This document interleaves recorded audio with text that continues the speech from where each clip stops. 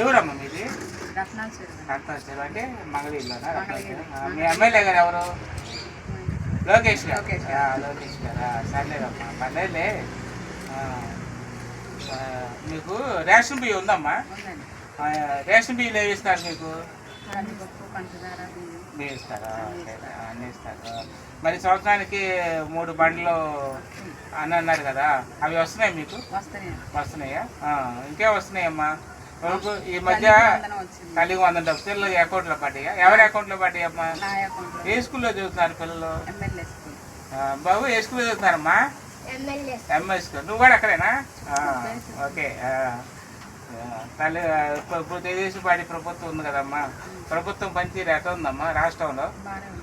మరి శ్రీశక్తి పథకం కింద ఉచిత బస్సు సౌకర్యం కల్పించారు. ఎప్పుడైనా ప్రయాణం చేశారా? అట్లా ఒకరోజు చేశారా? ఎక్కడి దాకా వెళ్ళారు మీరు? విజయవాడ వెళ్ళారా?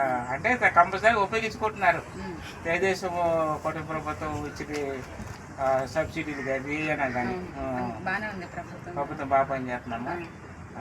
ఇంకా చంద్రబాబు నాయుడు గారు ప్రభుత్వం, లోకేష్ గారు బాగా చేస్తున్నారు. మన నియోజకవర్గంలో మరి 91,000 మెజార్టీ గెలిపించారు కదా, అందువల్ల. సరే అమ్మా, థ్యాంక్స్ అమ్మా.